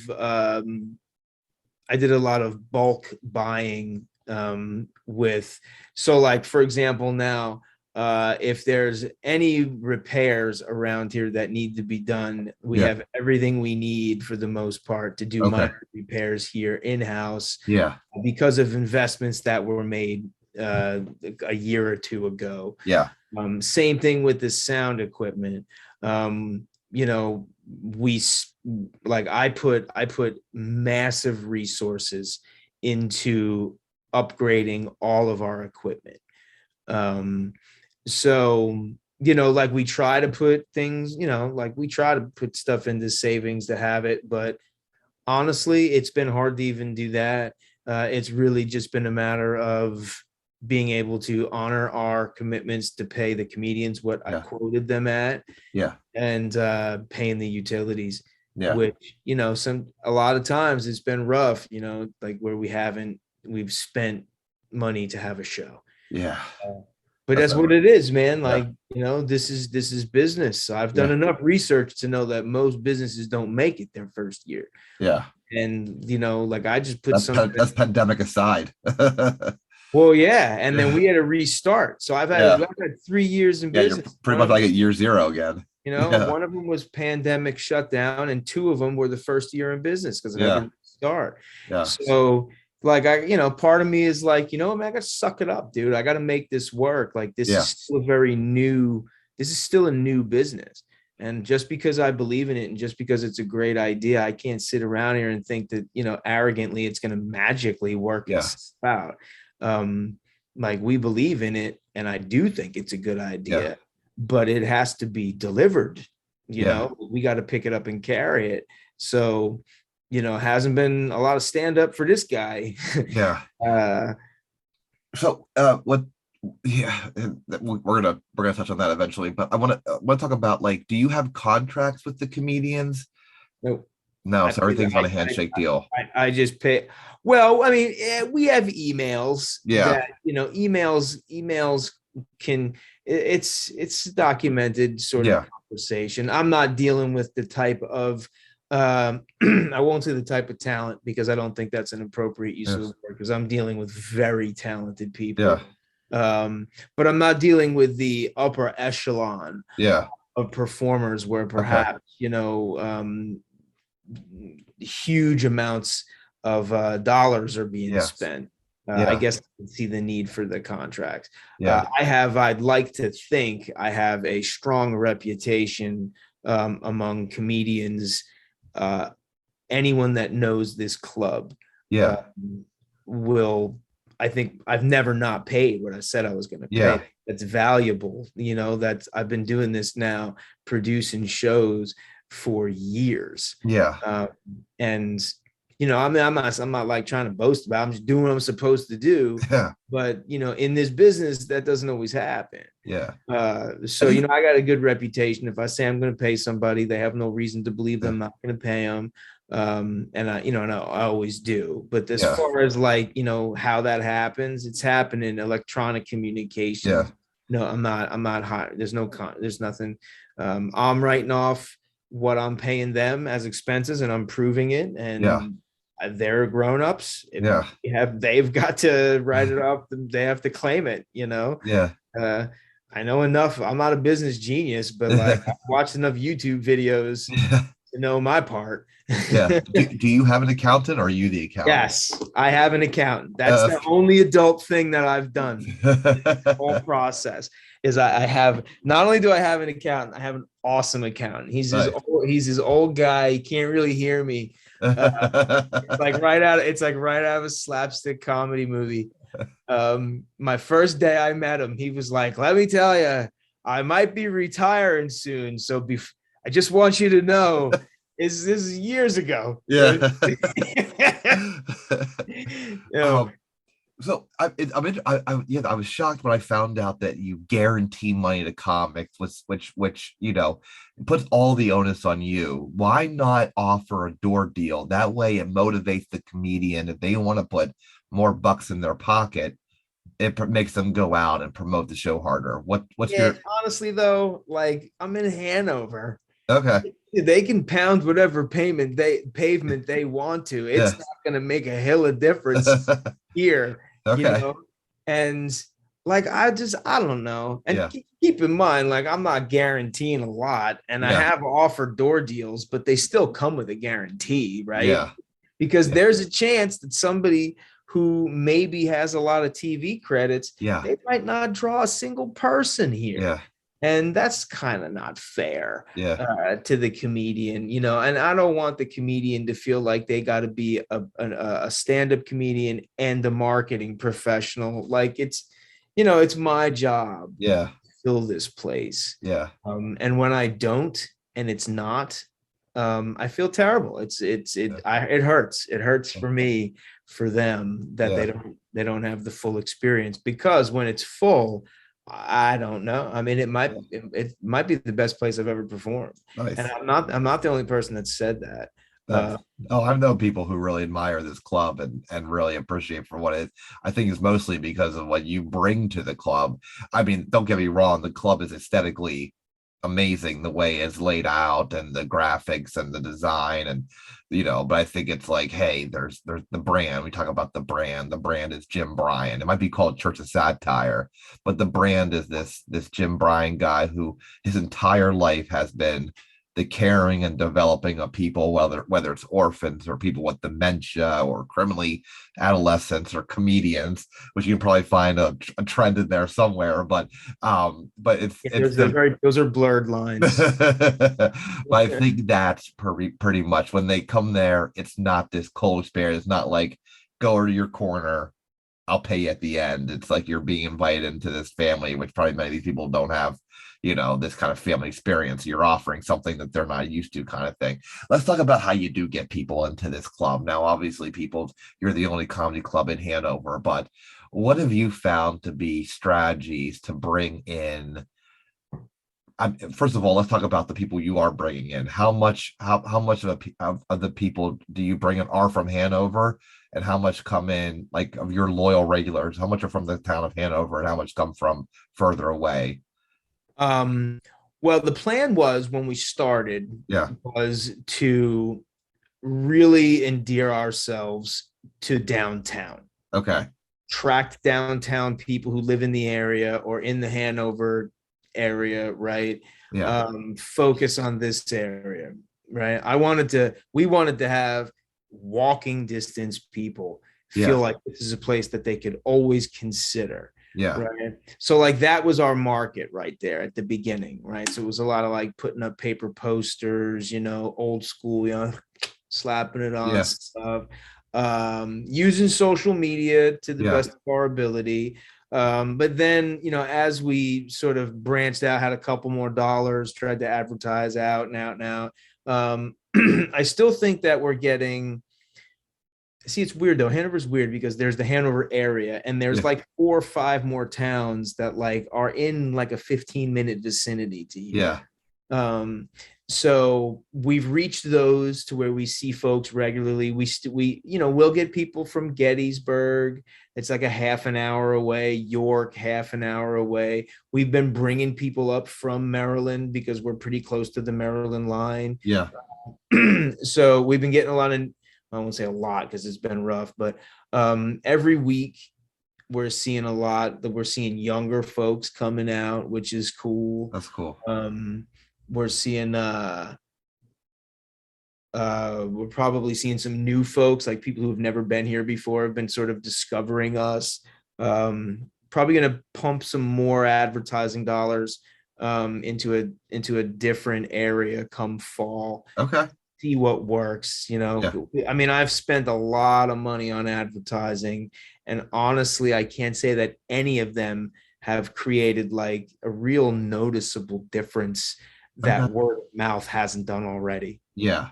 Yeah. So word of mouth for sure. What if what I mean, and so you said you spent a lot of money advertising, none of which is none of which has given you like, man, this is the well we should keep going to.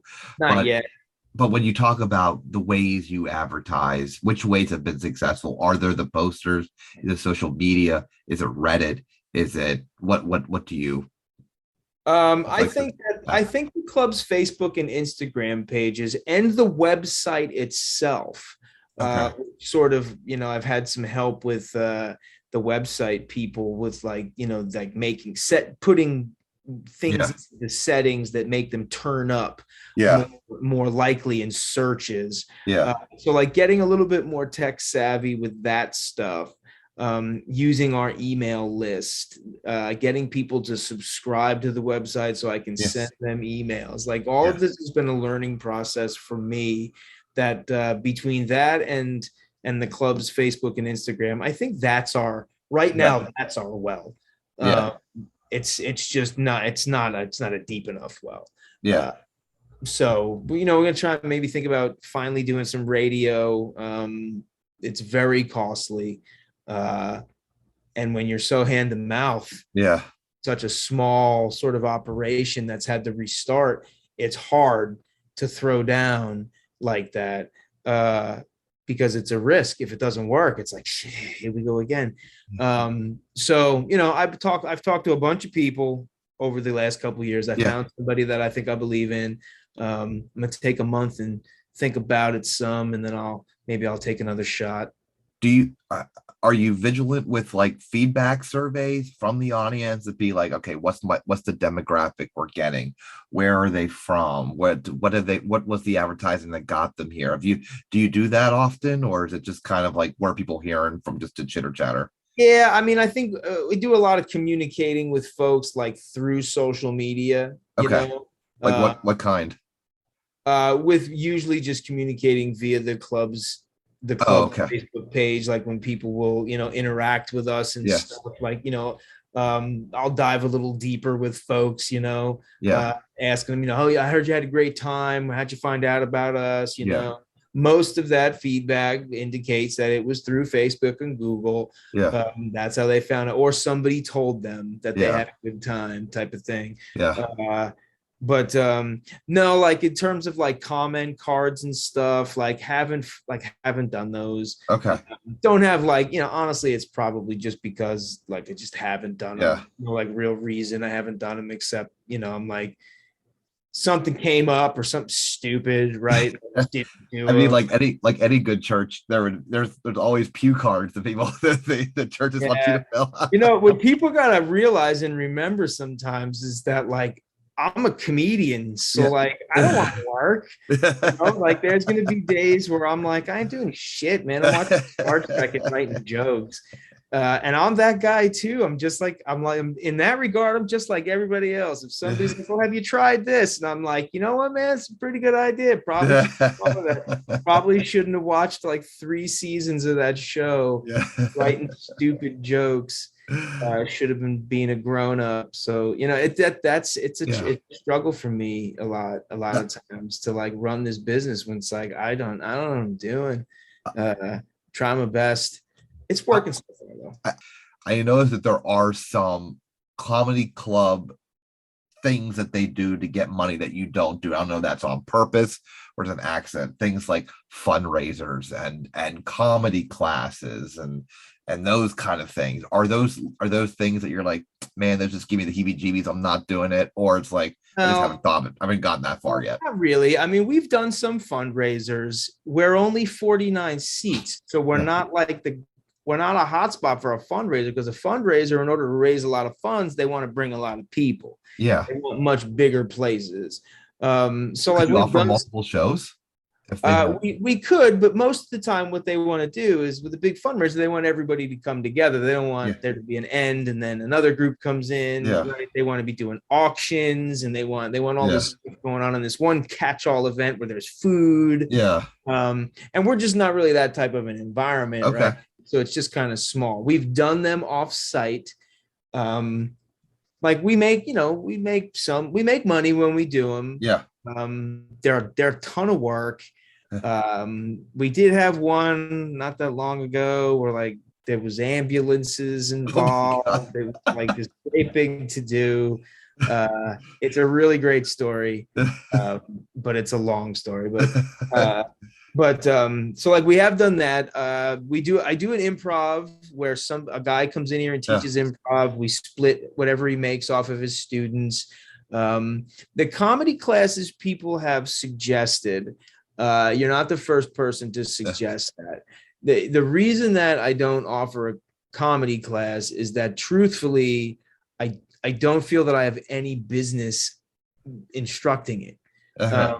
Having not really achieved, in my opinion, any type of clout to Yeah. where like I'm telling people how to tell jokes. Like You I would almost have don't to even need bring to do someone in. that. Like Helium Comedy Club, the owners don't do the comedy class. They bring in Chip Chantry and they split it in some prearranged split or whatever. So I don't know if that's Yeah. necessarily a deciding factor. Well, but for me, I do believe it would be a bit of a hassle to get somebody to come here Yeah. and for me to be able to pay them what they might need to be Yeah. paid and I make any money doing it, Yeah. you know? So it's just one of them things where I've just kind of stayed away from it because the only way it makes any money is if I'm the one doing it. Yeah. Um, I see. Makes sense. and to me, it's like, who am I? Yeah. Can't teach that class. You lay out goals for yourself. I know this kind of like this wing, I kind of wing it kind of aura that you provide, but at the same time you're very calculated too. That's I think that's how you have such a huge path to promotion. That trajectory was so quick. So do you lay out goals like here, like January 1st, here's my 1 year goal for the club, and then I know COVID aside, and like, all right, here's what I want the club to be like in 3 years, and by 5 years I want to add like a restaurant to it. So do you lay out goals with your club? Yeah. Some of them don't pan out. And I think that you got to be okay with that. You got to be able to change your goals. You might set a goal that you don't meet that goal, and then when you reevaluate it, maybe another goal is a better goal. Yeah. So like there's been some, like we've talked about, looking at restaurant options Yeah. here, and we've looked at the space, and we don't want to move this space. We want to stay in the space because we do believe that this is sort of hallowed ground here. There's something here, so we want to try and make everything work here. So I think at this point, for me, the goal is that this will become headquarters for what ultimately at some point in the future will become a larger network of That's awesome. like that's the goal. I don't know how to get it there. I got people in my life that are smarter than me. And I think that's important to surround yourself with people who fill your gaps. Yeah. And can sort of see your blind spots. For me, it's important because like I need to be left to be creative. Yeah. I can't be stifled. And, when I surround myself with people who sort of know how to support this and have their own visions too that are very closely aligned with mine, it gives me the freedom to sort of come up with crazy, wacky ideas and and just sort of be that motivating force. The end game here is that there are multiple Church of Satires. Very nice.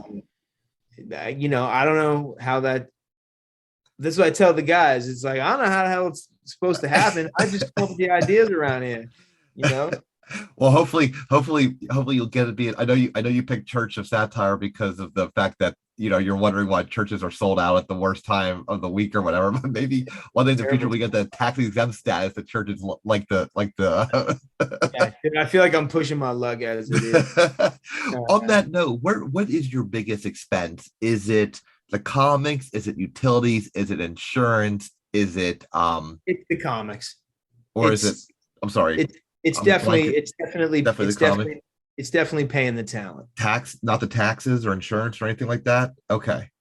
No, I mean, in the insurance, it's Yeah. nominal by comparison. Yeah. Um, Food's a major expense, right? We feed people every weekend. We get, the local pizza place here takes care of us, but like, we're still I thought spending. you would stop doing that and were offering like a tailgating experience. When I had Yeah, yeah, reached out to sometimes we do comics. that too. But like, I'm Okay. still buying boxes of burgers and Yeah. pancakes is cheap. I will say that. Yeah. Yeah. Pancakes. So we did pancakes a few times. We've done breakfast. I brought eggs in from the farm and did that. So like, Nice. there's ways we've cut costs with food because food was a major Yeah. expense. Utilities, those the fixed expenses, the Yeah. ones that are always going to be there. Um, they're Hanover is an affordable place to run a Yeah. business. It just has to be successful in order to be sustainable. Yeah. So for us, and I don't even spend like, comparatively speaking, I'm not spending what other clubs are spending on Yeah. talent, but I'm also not making any money on food and I'm not making any money on alcohol. And I've worked at other clubs all over the country and I Yeah. know what I've been paid Yeah. to host and to feature and to guest, right? And I know how many seats those places have. Yeah. So I know that comparatively, um, I'm paying pretty well, Yeah. considering I'm at much smaller size and don't have those other two sources of revenue coming in. Yeah. Uh, so that's why so much of the money that we make from ticket sales is going right back to the Yeah. performers, which like I'm cool, man. If I make more money in here, I'm gonna pay people more money. Like, Yeah. that's just what's gonna happen. It just hasn't happened yet. Yeah. I'm going to ask you this question to ask you another question. And that is, do you keep records after every show? Like how many tickets you sold, uh, and keeping like track, like looking for trends and seasons and that kind of things. And like maybe on this certain date, like, this was a big, for some reason, we had a lot of couples come this evening. Do you keep those kind of records? The website does all that for me, actually. Which So is, like I'm able to graph it out and I can okay. look at all the trends. And, I think with any sort of data collection, having more points of data is Yeah. what's going to be to your benefit. And seeing as how this is like the first year in business, Yeah. it's hard to draw conclusions yet. Yeah. I do think that exactly what you're saying, because I have the resources to be able to track those things. I think longer term, I'll probably see more benefit to that. Yeah. We have learned that like as a result of looking at this, like after July, we're going to be Yeah. closed for all of August on the weekends, Yeah. because we don't make any money. Yeah. We lose money. We don't have enough people, and I pay the comedians what I say I'm going to pay them, but then we just lose and lose and lose in every Yeah. weekend. So, we'll stay open for special events, like open mic will be open, but we're just going to lick our wounds, I think, during that month and come up with some game plans for the fall. And the reason I asked you that is because you're providing something, you're providing a service, you're drawing people there. Have you looked into partnerships with like even like a food truck being like, Tony's Tacos, I'll let you set up shop right out in front of our club and I'll even promote it and have all this stuff, but I'm taking 25% of what you make tonight. Have you ever had those conversations as far as partnerships are concerned? With some food trucks actually too. Okay. Honestly, they just didn't pan out. Okay. We did have a special menu that Yeah. we hear from the local pizza place that like, there was going to be some profit sharing based Yeah. on it, but nobody was using it. Like Yeah. everybody was eating and then coming to the Coming to show, the club. Yeah. and which is cool. Like let them enjoy downtown. Like I'll Yeah. just keep whatever. I mean, I've tried to do partnerships with, having somebody come and, bring their own like distillery, and set Yes. up shop with their liquor license. And, I'd give them access. And again, like for whatever reason, like they just haven't panned out. Yeah, not for a lack of effort, Yeah. multiples, but I guess, everybody's like, there seems to be this, we're here to support each other. Yeah.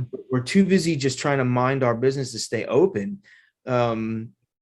that maybe everyone's sort of isolating into silos a little bit. I don't know. We do tons of like cross promotions and Yeah. stuff here downtown, like the downtown businesses in that regard. Like we're cool. Like, I hand out coasters that have coupons and they Nice. hand them out for me and stuff. So Yeah. like, what I mean? We do all that. I think most of us, we really look out for each other down here. And what about sponsorships? You looked at people like, hey, they throw their like, Gary's of Ford of Hanover. They throw his like. You looked into those at all? Yeah, actually, we did. I was gonna do, and I should probably look into this. I'm glad you brought this up. I talked about having like pews could be donated. Oh, Somebody could sponsor a pew. yeah, Somebody could sponsor the bar because there's yeah, a bar table. Somebody could sponsor the stage, yeah, and everything would be represented. Because what it can't look like, a minor league baseball stadium, yeah, because the club is it's a very executive slice of yeah, Hanover. So yeah, where when you walk in, you're kind of like, whoa, where am I? yeah, Like have I just walked into New York City? Like it yeah, really isn't. It's exceptional in that area. So like it has to stay classy. yeah, I won't cheapen it for anything. That yeah, just won't happen. Like I'll find other ways to make a buck. yeah, I'll take a client, helping them develop their managers in their psychiatric facility yeah, before so I was going to use yeah, these little cool placards for everything, yeah, different tiers to where yeah, people could, and yeah, it was a cool idea that I kind of developed, and I reached out to some. I didn't get the responses that I liked, so I probably just gave up on it, but probably gave up on it prematurely. Even church bulletins have sponsorships all over the back of it. Oh, I know. Well, but they're not worried about cheapening it. Yeah. Well, they usually get bulletins with upcoming shows and just have people sponsor the back of it. I know, dude. Yeah, talk about tacky. Yeah. It's tacky enough to be funny. But yeah, the conventional church has like a 2,000-year run of being successful. Oh I'm yeah, only dude. here They two. pay no taxes and they just have people throwing money at them. It's the greatest business model in the history of the world. So it's all input and no output.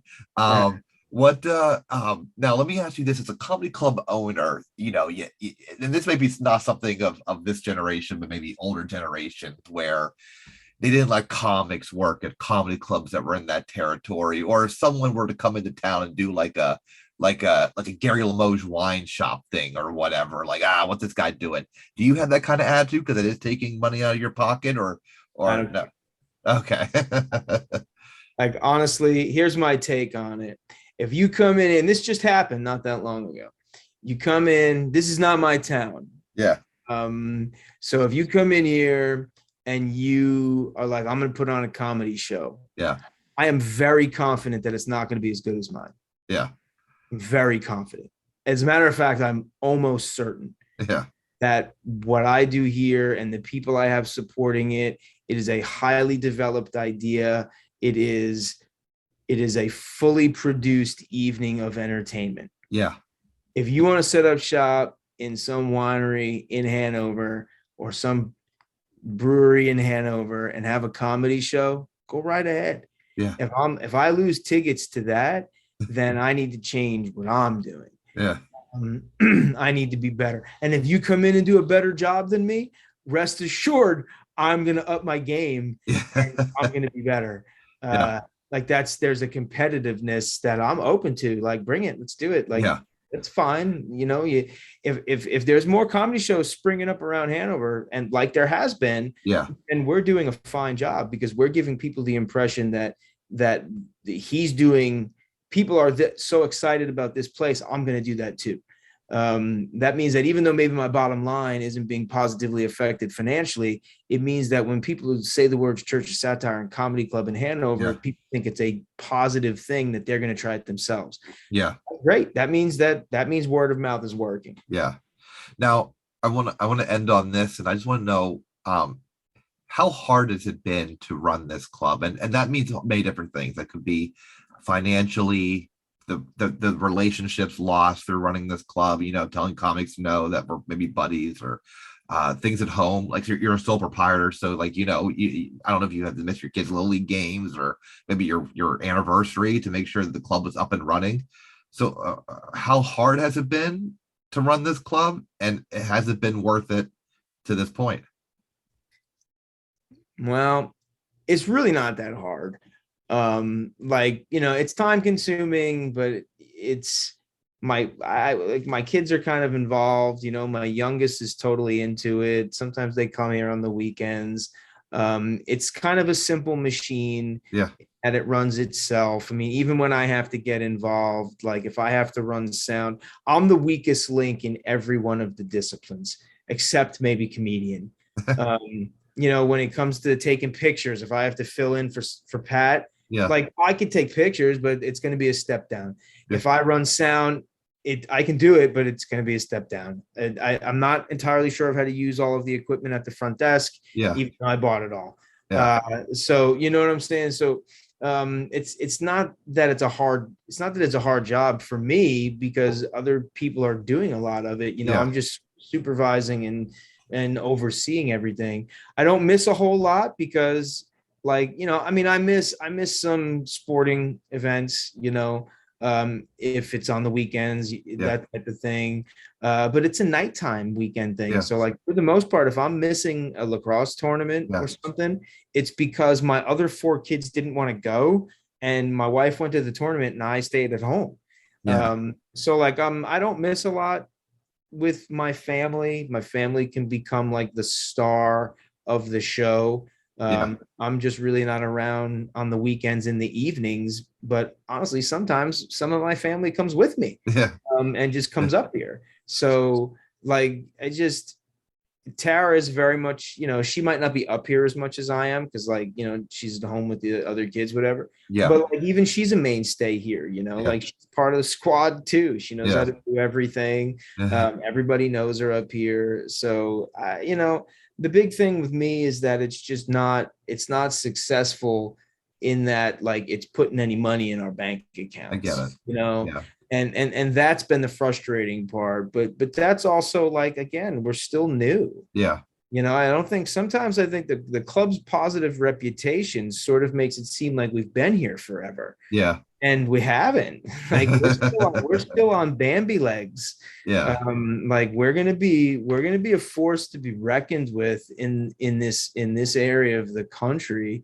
when we figure out like what we're doing. yeah, Like right now we're just still learning. We're still, like, getting a feel for things, um, trying to find ways to make this small space something that sends like widespread reverberations through the comedy world. And exactly. that's a big thing to figure out Yeah, when you're not in a major metropolitan area. yeah, If this club and everything we do here, everything that made those people you talk to say yeah, such positive things, yeah, if this exact place was in New York, we're a world famous operation. yeah, I believe that, and I yeah. think anybody that I anybody believe that's that too. anybody that's been here would say the same thing. If this place was in like Midtown or something like that, like, are you kidding me, man?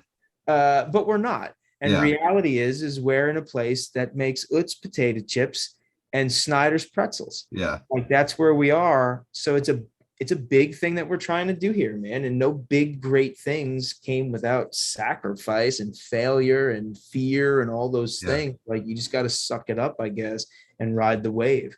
So Well, like we're just in it right now. that's awesome. And that's why I have so much respect for what you do. Is not only, just I always admire the balls on any entrepreneur because you take a huge risk and you do it because you believe in yourself. And I mean that's something that I'm lacking. But then you're also doing it with a comedy club, which is like the stars in the eyes here. What has it done for your comedy? You said you only do like, do you feel like, have you still been like writing, like making sure you set aside time every day to write? You still try to get No, not no, as much as I'd want to. Writing for me is like intimacy, yeah, it's like there are seasons of it, yeah, to where, like, I'll get on a roll with writing and I'll feverishly write for days. And from that process, I can, sometimes I can cultivate like a whole 45-minute show. Yeah. And then I just got to go out and do it. Run through it a couple of times or whatever and see how I feel about it and cut away the shit and keep the good stuff, whatever. But then there are times where I'm just so busy, or, Yeah. I'm just not. I turn around and I'm like, there's no time to write. Like I want to watch TV. I don't want to think at all, because our life is really busy. So, I think the club very much may have stunted my own development, but the positive byproduct of that is like I'm spending a lot of time with a lot of really funny, talented people. I'm getting to know them. I'm making connections with them.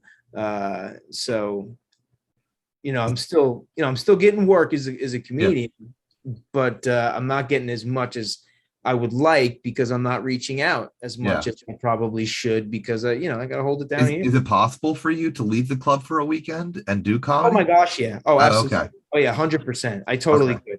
could. Leaving the club for the weekend is not an issue, provided the other people who are here Yeah.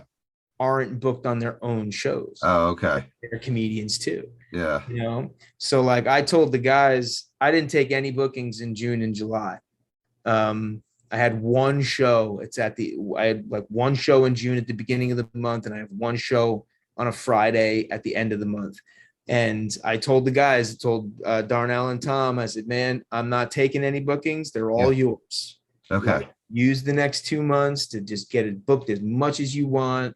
I'll be here to fill in the blanks, whatever. I Yeah. won't be. So, because it's hard sometimes, you take a gig and one of the guys has a gig and another one has a gig, and you're like, Yeah. okay, we can't run, Yeah. so we got to be really crafty. Yeah. So last 2 months, I just took myself out of the fold for the most part. Nice. And they've been getting a lot of work, man. I put a little blast out, being like, got reliable transportation, hey guys.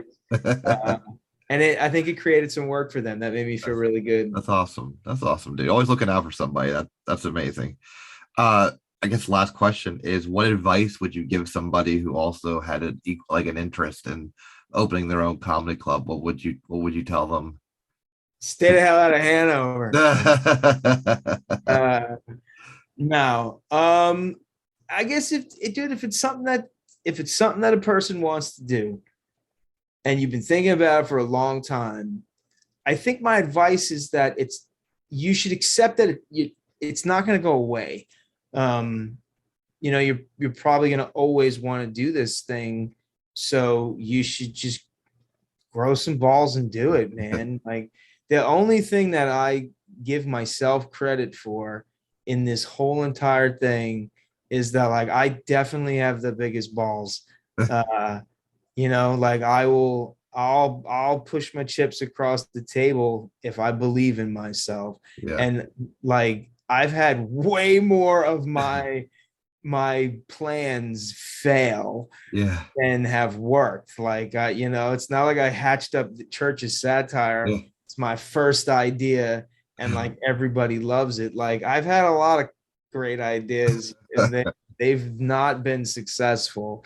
And this one, like I said, like the jury's still out on this one still. But I think that if opening up a comedy club is something that you really want to do because you love comedy, Yeah.